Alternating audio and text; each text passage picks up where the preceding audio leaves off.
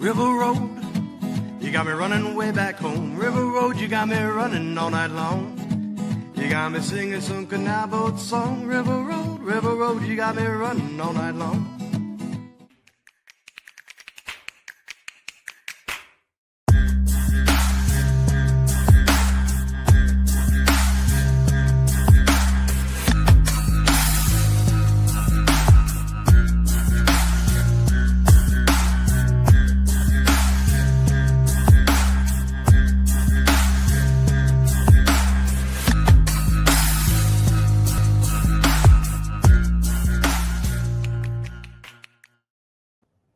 All right, everybody, welcome back. The season is upon us. It'll be here today, actually, from when this drops. We have the regular season kicking off tomorrow with the Cowboys and the Eagles. Go Birds. Indeed, go Birds. We're all Birds fans tomorrow. And to celebrate the season finally coming back, and as a way to really kick the season off with a bang, especially since we took damn near all the offseason off. We are bringing back one of our favorite segments that we did last year, and it was one of our only bets that hit last year. We are going to debate week one matchups based solely on the mascots. Not any players, not anything like analytical, at least in the NFL regards. This is strictly going to be mascot versus mascot in the real world. And we actually hit on this bet last year when we put it on DraftKings. Thanks to me convincing you. Yeah, you did. And the Patriots may or may not be brought back in this one. And we're just going to roll right on into it, guys. So I think Eric should kick this off. We're all back, by the way, for audio listeners only. All three of us. That was a big deal for me to get all three of us back on mic this time, too. So thank God we didn't have to reschedule. Eric, how about you kick things off? We each have two games that we want to bring to the table, and we'll briefly touch on each one of them. We'll all debate and come to a consensus on which real-life mascot will win the matchup, all based on week one. So, Eric, kick things off. All right. Well, since you mentioned it, one of my games is indeed Raiders versus Patriots. And in this particular game, you have a Raider, an evil pirate, going against a Patriot, a true Patriot, not these fake Patriots that walk around that we have now in 2025. a real true Patriot. That, like Mel Gibson Patriot. Well, yeah. I mean, I guess Mel Gibson. Not. I see where your head's at, but not quite the best pull. Yeah. Right idea, maybe wrong actor, but same concept. Yeah. But yes, a Patriot, like as portrayed by Mel Gibson, and so that's our first matchup that we have there. And in this one, I am going with the Patriot to take out the Raider. I think that the Patriot is going to beat them. The Patriot is going to have a gun. The Raider is merely going to have his swashbuckling sword. And I just think that the Patriot, being the good guy in this scenario, is going to come out on top. And so my proposal is that the Patriot, with his uncanny rifling abilities, will take out the Raider from far distance as well, and is just going to have the advantage all across the board. So I am all in favor of the Patriot taking out the Raider. What do you guys think? I think if we expound upon that, like mano a mano, I agree with you 100% that a Patriot is going to be more disciplined. And even if the Raider has a pistol, I think the Patriot is just that American way, not to get too dogmatic, but I think even if in a broader sense too, like say the pirate ships come up, but there's a whole battalion of Patriots ready. I think, sure, the cannons are going to do a little bit of damage here, but once they make landfall, I think the Patriots would still have a better overall like strategy to Yes. to corner them, keep them at the ocean, and knock them out. Like, I don't know. It's not too much to add to that, but I agree with you. I don't think we can bet. I don't think you can get bet against the American spirit of a patriot with just some pirates. Yes. James?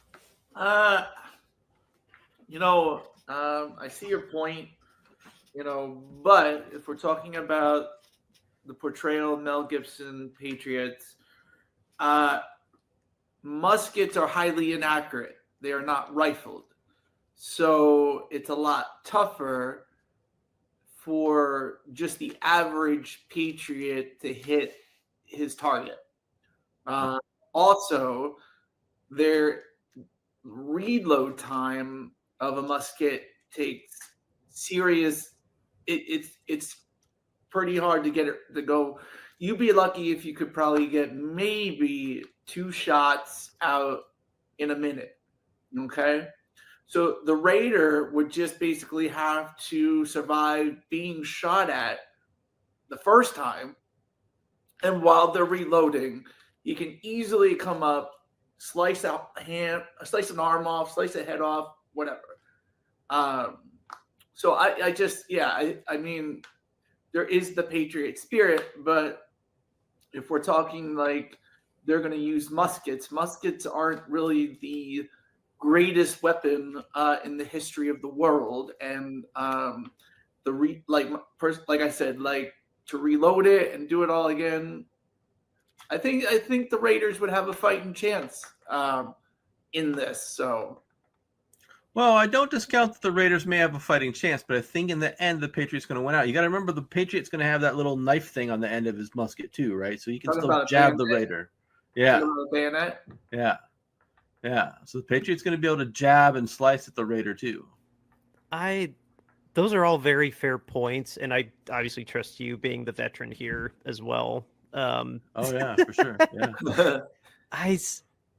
I don't know. I don't know. In my gut, I just feel like even with inaccurate muskets and the drummer boy and like the old school style, it's hard for me to imagine. Do you truly like? I don't know. Are we gonna have to overrule a 2-1? Do you really believe the? I mean, Raider?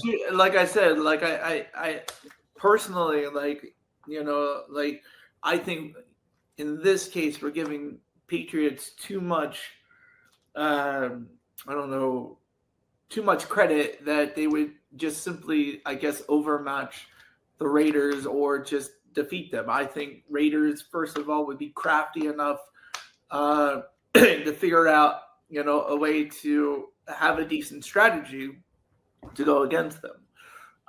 As far as bayonets, that may be great, but once again, a Raider is usually proficient in sword fighting and all of that. So having a bayonet as one who has used a bayonet, you can't just sling it around with one arm, due to the fact that it's a bayonet. They train you always to use 2 hands. So the limit, of a bayonet fighter, whereas a swashbuckler, is more proficient in sword fighting, I honestly think would win if we're talking a Patriot with a bayonet and, an evil pirate who is proficient at sword fighting. Interesting. How are we? I mean, but obviously we don't all have to agree. If you two are on the same page and I'm not, we got to shorten the show. So it's like, I say compelling argument. We may have to agree to disagree on this one. Yeah, it's going to be you're the one who has to be swayed, Dan, because I'm the Patriot argumenter, and so you are the swaying vote, Dan. So if you're swayed to the swashbuckling Raiders, then you can be the deciding vote to the Raiders, or if you want to stay with the homegrown, Americanized, go for glory Patriots, then. Just something with my gut. It's telling me that a Patriot would still find a way to stop the. Not to sound. I think a Patriot would end up I think a Patriot is crafty enough. He'd end up finding a way. All right. Who's writing these down? I'll write them down. Okay. Right. And then Eric, we'll just go ahead and knock out your second game as well. And listeners and viewers, we don't have the betting ticket up here for this. We don't have we didn't get this on DraftKings just yet. Well, it's because we're making it live right now. Exactly. Yeah. Well, my second game is Bengals. So a fearsome cat, somewhat kind of king of the jungle-ish, not quite lion, but also fierce, versus the color brown. It might even be like brown from a box of crayons. It could even be a man with the last name Brown. Well, that's who it is. I know it is. It's Paul Brown. That was the original owner. So it is a Bengal versus Paul Brown. I think even Jim Brown. I mean, it can be Jim Brown. It can be Amon Ross St. Brown. But the thing about it is, Paul Brown actually owned both teams at one point. He did. Yes. So, but it is a Bengal versus the Brown, and in my opinion, a Bengal is going to take out the husk of Paul Brown, or the color brown, or the crayon brown, or the whoever brown is available and is alive. So my vote is for the Bengals, even though the Bengals have shown to not be very scary in the first game of the season for multiple seasons in a row now. I feel that they are going to conquer the Brown and take the Brown out. I will concur, even if you put in like the actual mascots, which are two of them. I don't know if the elf is still official. Like a Bengal. We can take out the brown elf. The Bengal versus the brown elf. I mean, hold on a second. Like, there's also a dog too. Are we deciding it's the brown elf, or are we deciding it's Paul Brown? Because that kind of changes my. Well, there's a dog. There's the dog too. There's the dog, but I mean, because it could definitely change my answer if we're saying like it's the dog or the elf versus with Paul Brown. So, well, I'm going to say with the spirit of the rules of this highly sophisticated game that we're playing, it is indeed Paul Brown, because that is who the Brown is named after. Okay. So it is a Bengal versus the husky body of Paul Brown. I think this is terribly outmatched. Jimmy, does this change your answer at all? An actual human being versus an elf or a dog? So obviously an elf or a dog would lose to a Bengal. But we're failing to give Paul Brown the credit that he deserves as somebody who was very, very smart. He was really ahead of the game with a lot of things. One of the things that he came up with and was the first one to do was radios and helmets. That was Paul Brown's idea. So Paul Brown's pretty smart, right? He's not just some dumb guy who didn't know how to do anything, and he was just, he was actually really, really smart.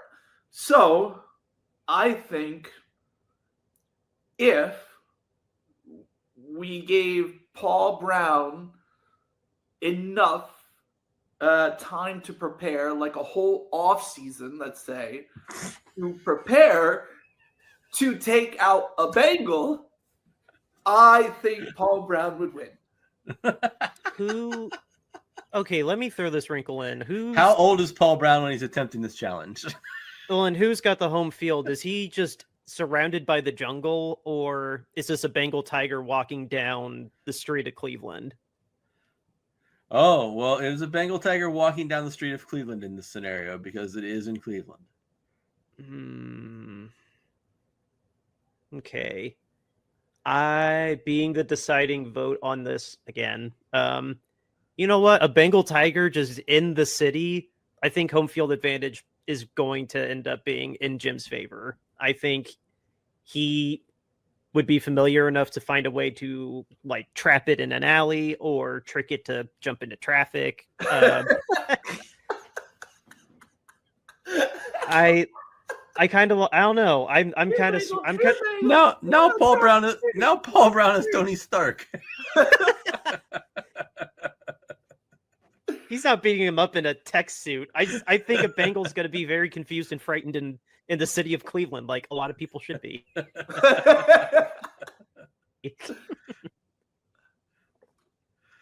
All right, so Dan, you're going with the color brown over the Bengal tiger. Jimmy swayed me. All right. So that covers your two teams. Yeah, those are my two. I'll just go ahead and jump in on my two then. Let me. Oh no, I remember them. My first one. I neglected to realize that when I picked that this was going to make it a double pirate pick, because I was thinking about the Buccaneers fighting either a whole fleet of Falcons or even one pirate versus one Falcon. And like, yeah, the bird will fly up there and be distracting and swoop in, get a couple good licks in with its talon. But I think in the end, though, I think the pirate would end up getting the one shot or swinging the sword just right and then end up vanquishing it. And man over animal, like we are the ultimate apex predator. So call the apex predator a cop-out, but not without a couple good licks from the talons. A falcon can be pretty fierce if it swoops in just at the right moment. So it'd be entertaining to watch, but I think the Buccaneer will end up not surpassing. The Falcon will end up being defeated by the Buccaneer. Those human over animal. So what do you guys think about that one for my first game? But is it just one Buccaneer versus one Falcon, or is it one Buccaneer versus like a flock of Falcons? Is a flock of Falcons a thing? Would it be 11 on 11? 11 Falcons versus 11 Buccaneers? I think in either scenario, the humans over the animal, it would be, I think it would honestly be I think it'd be a closer match one-on-one. I think adding more humans adds more to the equation for their favor versus a bunch of Falcons, personally. I don't know if that directly answers your question one way or the other. I don't know. I think a Falcon is pretty fierce. And Falcons are very smart. Okay. So, yeah. And again, they do have their own built-in claws. Are we thinking I'm giving the humans too much credit on this one? Well, I'm just sizing up the Falcon. I don't want to shortchange the Falcon is all I'm saying. So, James, what do you think? So, if we've ever heard of falconry and like what that involves, the time it literally that you have to dedicate to basically become just friends with a wild falcon. Like, that's the thing. Like, most falcons aren't domesticated. They don't breed falcons, and most of them are, in the wild. And it takes a lot. It takes a lot of skill, a lot of practice, and everything just to get a falcon even near you, and like it's a very long, patient, complicated process. And if the falcon doesn't want to be near you, he's not near you. And so I think along your lines, Eric, that a falcon, being as smart as they are, could be crafty enough to take down a Buccaneer. Like I just think like even if it's 11 on 11 or 1-on-1, I think the Falcons win. That's just that's how I see it. I know man over animal is sort of like the thing that trumps everything, but Falcons are really like hard to even get near them, so yeah, I think I'm sort of going Falcons on this. Okay. I'm hearing you. Okay. It's starting to sway me a little more. I'm thinking, see, I'm stuck upon if it's 1-on-1 or if it's 11 on 11, because I kind of was going back to what Dan was saying, where if it's 11 on 11 where you got like more people, then I think that the more people adds the dynamic that it makes it sways it more in the favor of the Buccaneer, just because you got more humans and more weapons. I think if it's a 1-on-1, then I think the Falcon can like swoop in and get a lucky shot, take out like an eyeball or something like that, and then the Buccaneer is in trouble, right? But I think if it's a 11 on 11, then I think that the Buccaneers kind of have a better chance. Well, we set the precedence before with a single Patriot versus a single Raider, didn't we? Or did we end that with a whole group versus a whole group? No, we didn't really specify. We didn't really. I will say this. So I looked up real quick. Do Falcons fly in groups? And it says Falcons are typically solitary hunters. Oh. So like that's, so do we argue, is it one Buccaneer versus one Falcon, or is it 11 versus one? Like what do we see this as? Is it one Jim Brown or 11 Jim Browns versus 11 Bengals? Yeah, exactly. Well, it was one Paul Brown versus one Bengal, but I think, geez, one Buccaneer versus one Falcon. I don't know. The human element there is. I think I would have to go Buccaneer probably still. I think I'm closely swayed by Falcon, but I just don't think that I don't think a Falcon is going to be able to pull it off on a consistent basis is my theory. I think maybe if you did it like a couple good licks on them, like I said. Yeah. I just don't think on a consistent basis. I think maybe if you did it like 10 times, I think maybe the Falcon wins like 1 out of like 10 times. But I think out of like the other 9 times, I think the Buccaneers going to win. Oh, you did just remind me that we did just see, if either of you are watching Peacemaker, it's not a Falcon, but we did see an eagle just kick the crap out of 6 people. So. But, all right, so we're going Buccaneers on that one. Mm-hmm. A closer match than you would expect, but yes. All right. So then roll into my next one. This next one, just imagining this all day, just brought a smile to my face. Imagining a dolphin fighting a colt.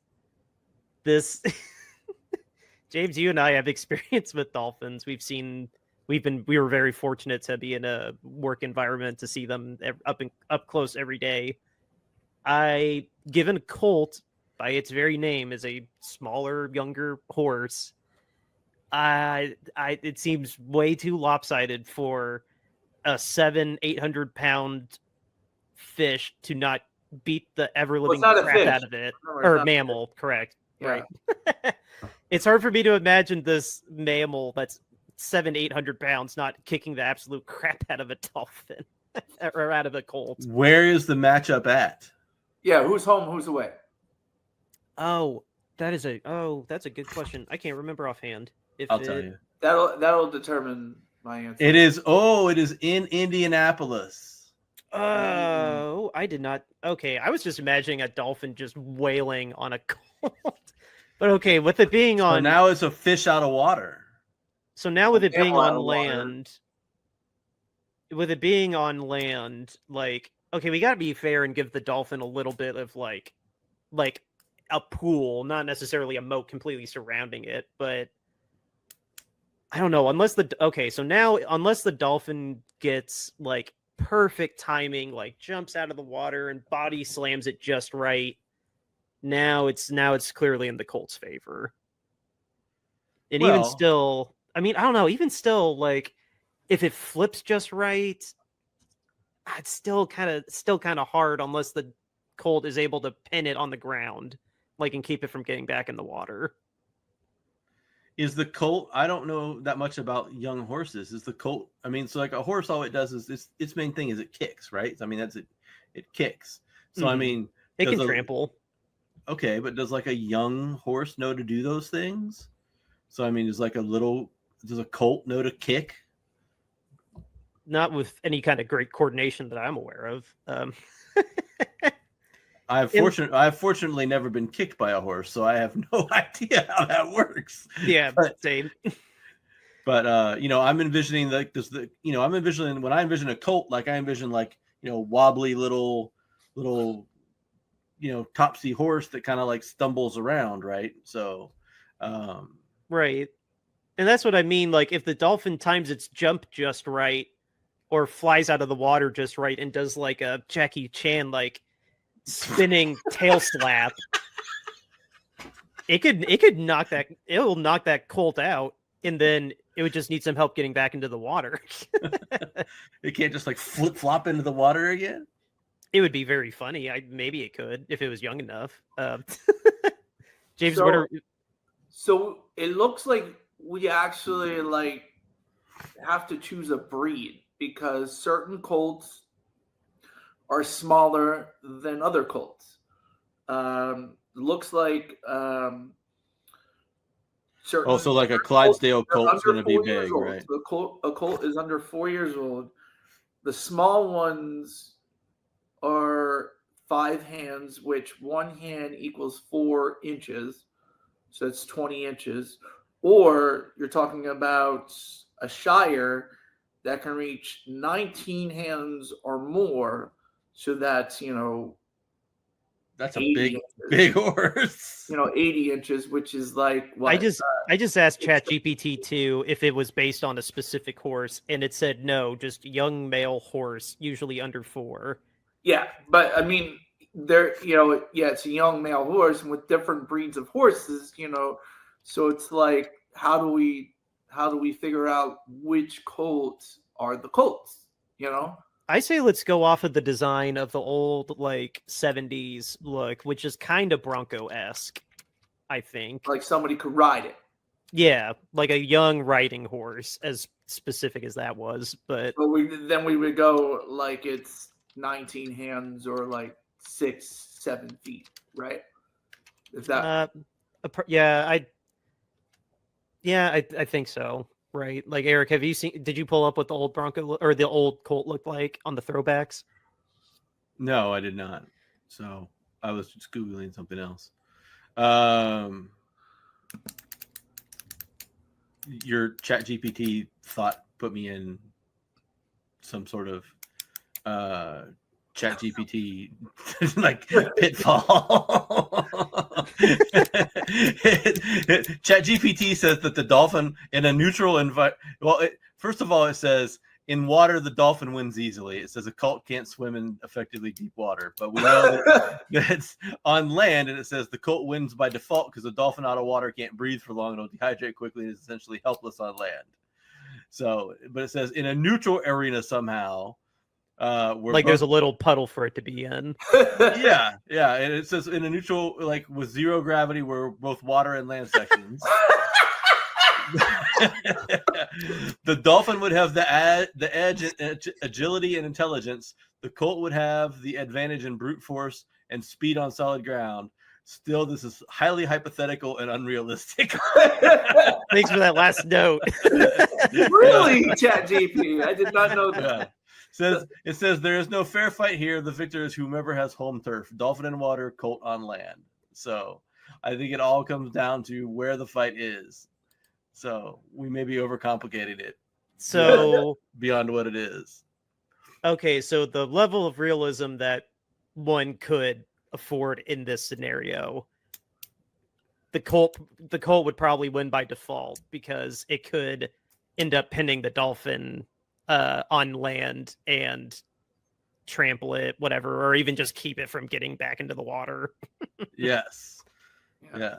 Yes. So I think we're going to have to end up going Colt in this scenario, because I think, especially if we're going with the size of the Colt that Jimmy B was talking about earlier. I mean, that's a big Colt. I mean, the Dolphin's not going to be able to just slap it around all fancy like you were talking about, Dan. I mean, even if it hits it, it's kind of the same rules. Like, as long as it doesn't get whacked like full force by the tail, then yeah, it should be fine.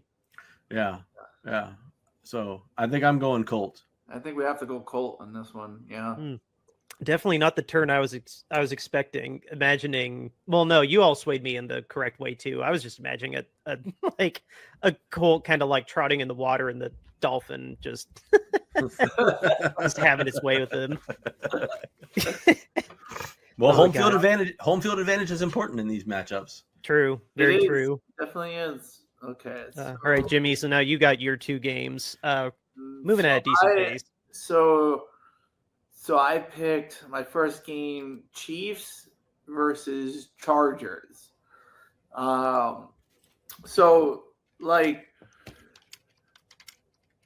there's a lightning bolt on the side of the helmet. So like, I guess we're talking about lightning versus a chief, which is, the head of a Native American tribe.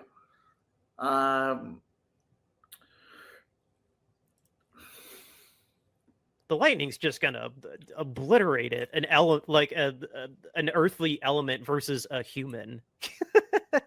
Well, I mean,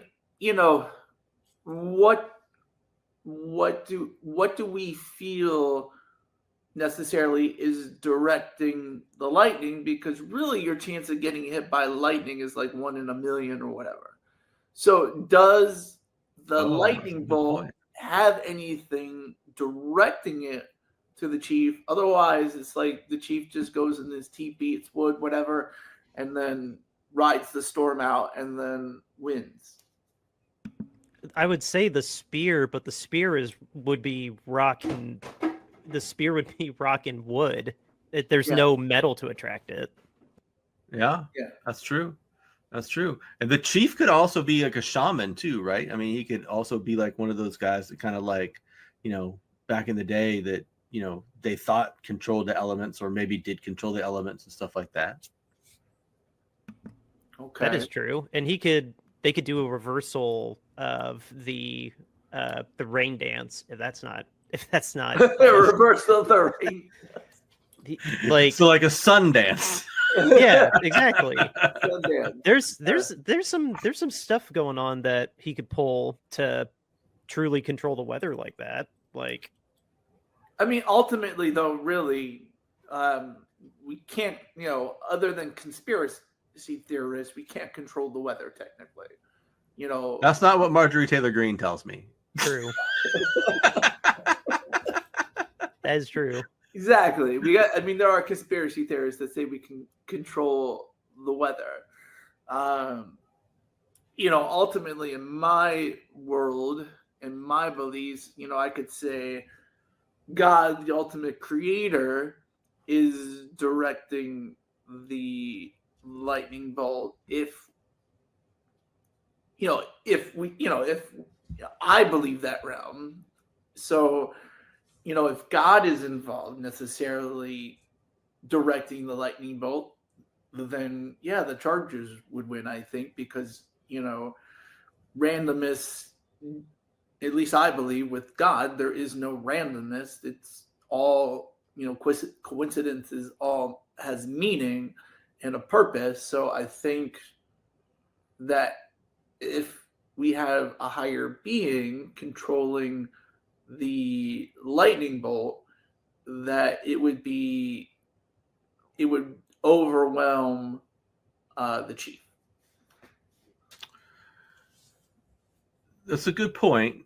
However, I just believe that science creates lightning. So And who creates science?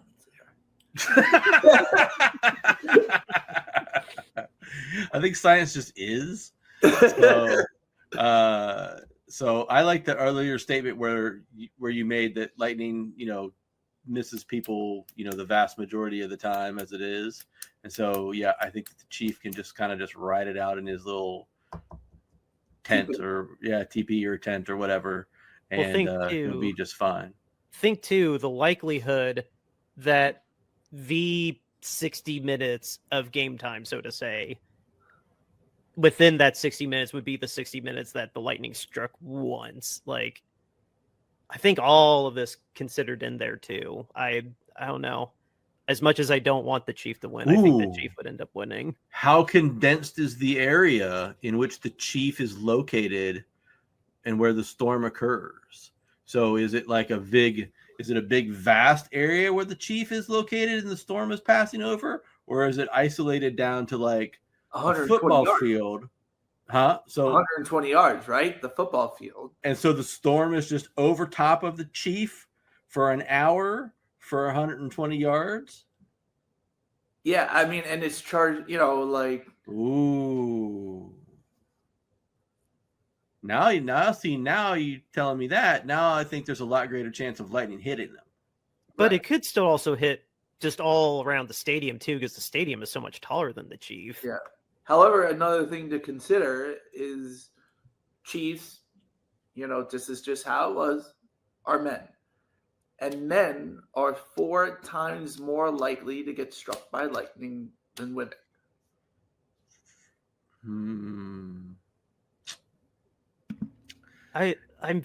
That's fat. Like, I believe it, but like, I'm curious how. Just our propensity to put ourselves in harm's way more likely? Yeah. There was a long time ago, there was a Super Bowl commercial with the advertised Mountain Dew. And there were like 4 women doing all sorts of things in the storm that you would think that they got hit by lightning. And there was one man just chilling out there, and the man got hit by lightning instead of the. That's funny. And yeah. Okay, so I think where do we land on this one? I guess I'm still gonna go Chief, but I think the Chargers have a chance. As much as I don't want to agree, I feel like I kind of have to agree on the Chief ended up pulling out on this one. I mean, I could see it either way, depending on the circumstances. So I'll default to Chiefs. I mean, so. Okay. All right. Now your last game. The last game I had were Texans versus Rams. Oh, okay. So can we very quickly define a Texan? Just a run-of-the-mill, like, yeah, I love Texas and steak, like just that kind of guy, or is it like John Wayne? Well, or is that too close to a cowboy? Texan, Huh? Is John Wayne truly a Texan? Well, I'm like the epitome of Texan, or like the stereotypical Texan, is what you say. Yeah. So, I mean, if we go stereotypical Texan, it's sort of like a broad term. So, are we dealing with a Texan in the present, or are we dealing with past Texans? Like which era of Texans are we discussing? Is like it would have to be modern day. It would have to be modern day because there's no historical precedence. Like even still, if you went to the Oilers, that's still relatively modern. Okay. Yeah. So I mean, if we go with a modern Texan, they're really good at hunting. Like that's like one of their things.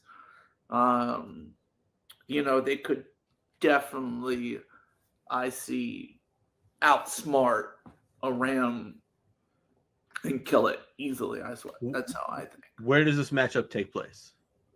I believe it. Okay.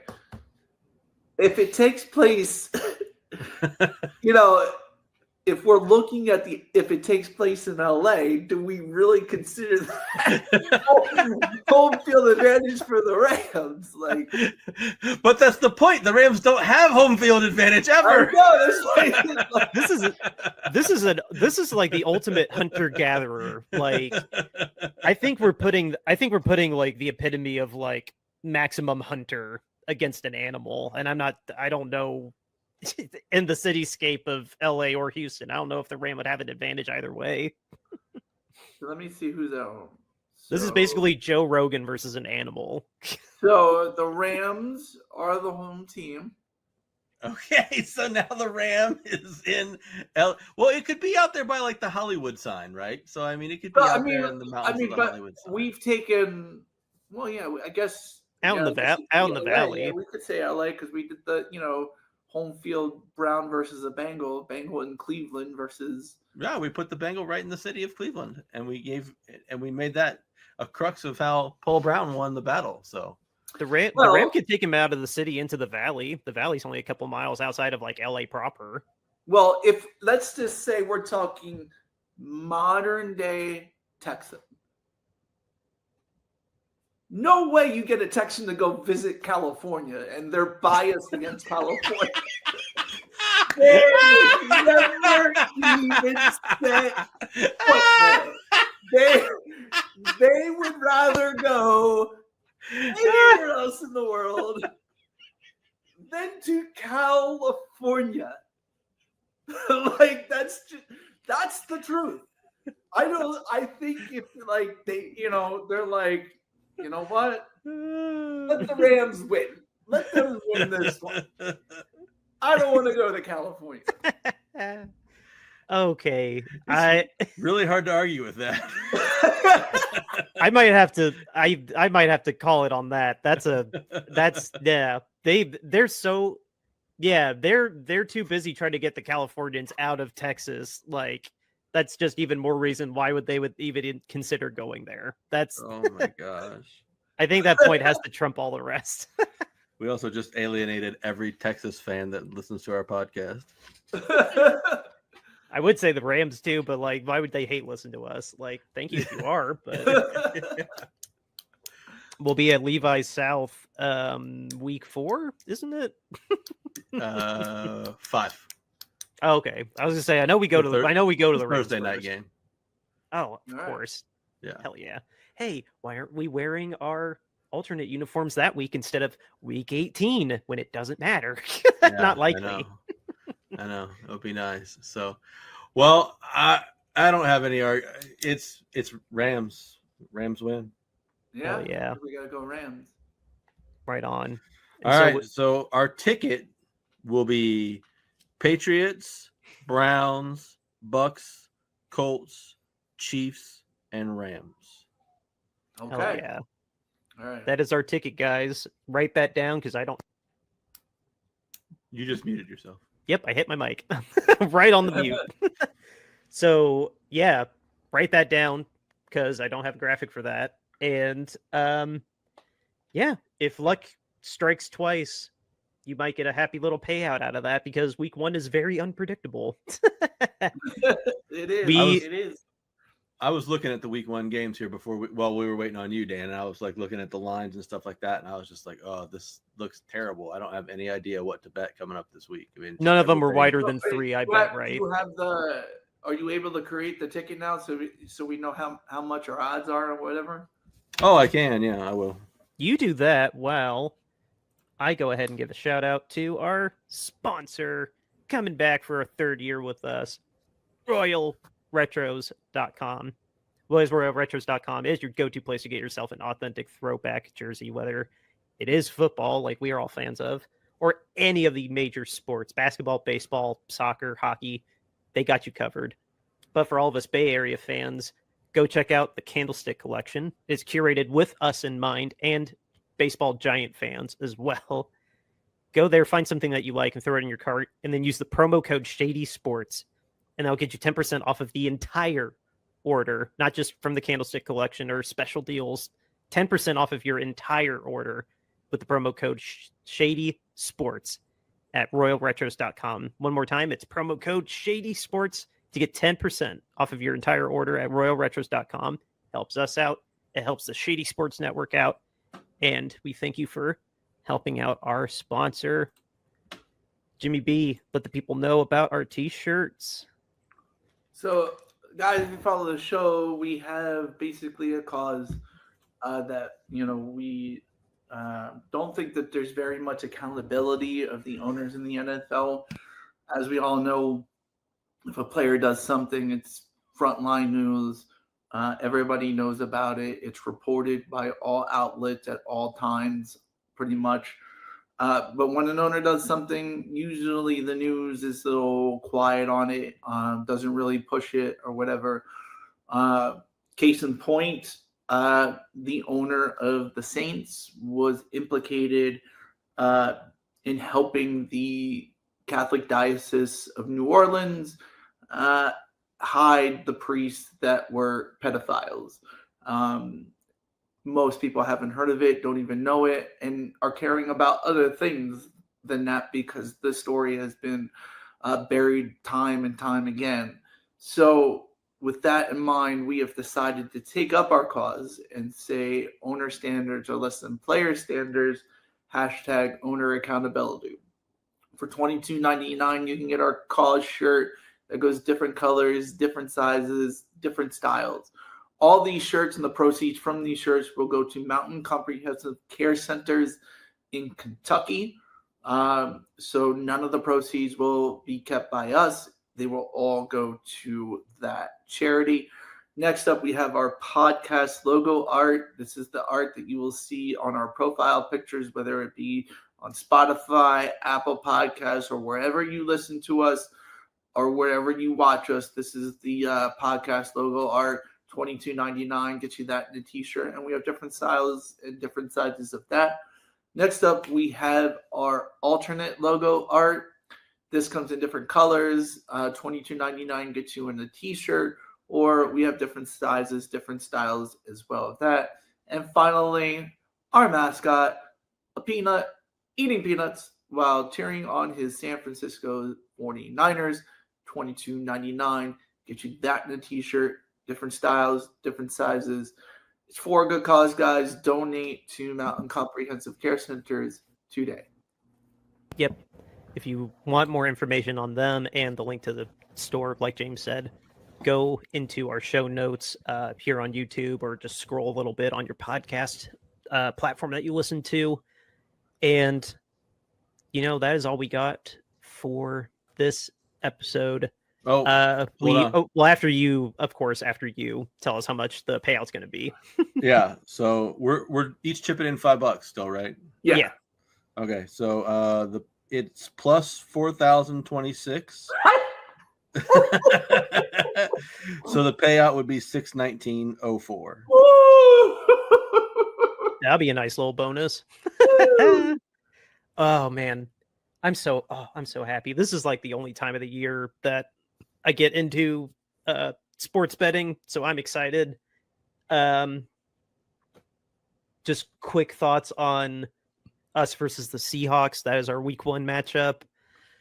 I don't know what to expect. No one knows what to expect, really. It's a cop-out answer, but hopefully Juwan is out there. He was practicing this week. So the calf is apparently okay, and we're not extending him. So he's going to probably be balling out. Purdy is undefeated in Seattle, so there's definitely that we can cling on to, that the pressure of Seattle doesn't break him. But I don't know. We don't know. We got to see if our offensive line holds up. We got to see if our secondary holds up, because Sam Darnold has cooked us before when he was with the Vikings. I'm going to be cheering loud and proud, but I don't know. We gotta see what happens. We just gotta really examine it on Tuesday's show next week. We'll be dissecting what either went right or what went terribly wrong. Yeah, I think it's really going to depend on how the defense shows up and what happens defensively for us. That's the biggest question mark that I have about this team going into this season. I mean, yeah, we were going to be, a little thin at the receiver position, but as long as Juwan is out there and Ricky's out there and Kittle's out there, I think we'll be fine. And CMC in the backfield will be good. Yeah, Christian's cast don't give out again. Yeah. So I mean, I think we'll be good in that scenario offensively. I think it's just really going to be all dependent upon the defense and what the defense can do and how much they can hold up. Not that I think that Sam Darnold is some sort of juggernaut that we have to like worry about, that he's going to blitz us and throw up 5 touchdowns or something like that. But I just think that they need to be a lot better than they were last year and really the last couple of seasons, and in order to slow them down. He doesn't have the weapons that he did when he was in Minnesota. Smith and Jigba is not Justin Jefferson. No, he's good, but he's not Justin Jefferson. And so I think that, if the defense can hold them to, I don't know, 21-ish points, I think that we'll be fine. I mean, Saleh coming back to coach that defense, I think will definitely help them. So yeah, I would say the 49ers defense is not going to be scared of Sam Darnold and the offense that they have there in Seattle. So I agree, if the defense can stifle them, then the 49ers should win that game, regardless of their receiver room. Yeah, and the Niners are currently favored by like 2.5. As they should. I think we should be favorites, but again, it's just gotta set the tone with this week. Like, sure, we can go through some growing pains if we need to, but yeah, we just got to see. Well, it's a divisional game. We got to win. Yeah, no, when we don't play them again until week 18, so this is extra important for both of us. Holy crap! They have you at the beginning of the season, at the end of the season. That's crazy. Yeah, no, this could be a real big ripple effect for either of us, the Seahawks and us. So it's a big game for both of us, and we just gotta, I don't know. I'll be cheering loud and proud, hoping for the best, and yeah. I mean, we gotta. Is that on national TV or is it? Regional. Okay. The national game is gonna be. Washington and the Giants. I think I can't remember. I saw the maps earlier. I know the Rams and Texans are only in their area, and then everyone else gets the. I'd have to look at the map again. Don't quote me. I know our game is regional, but I got my sister and I are splitting YouTube TV again, so. Yeah. Oh, okay. But yeah, no, with that, guys, we'll be back on Tuesday to dissect what happened, and welcome back football, guys. Just good times. Football's finally back in our lives. All right, guys. Outro music, River Road, Justin Youth. Beat the Seahawks. We'll see y'all Tuesday.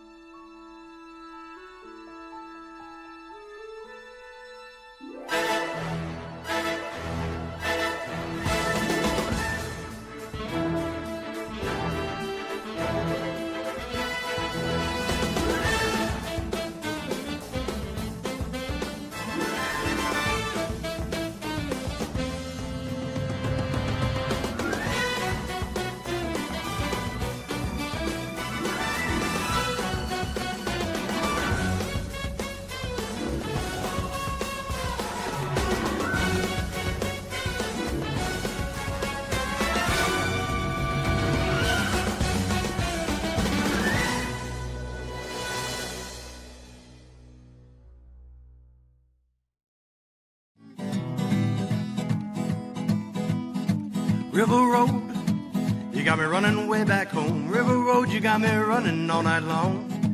You got me singing some canal boat song. River Road, you got me running all night long. River Road, where have all the women gone? Have they kissed her hand and waved you bye-bye? Have they thought about crossing your double yellow lines? River Road, they love the way you whine and cry.